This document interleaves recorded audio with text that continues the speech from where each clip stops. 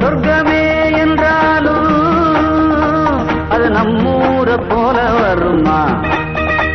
அட என் நாடு என்றாலும் அது நம் நாட்டு கீழாகுமா? பல தேசம் முழுதும் பேசும் மொழிகள் தமிழ் போல் இனித்திடுமா? சொர்க்கமே என்றாலும் அது நம்மூர போல வருமா? அட என் நாடு என்றாலும் அது நம் நாட்டு கீழாகுமா?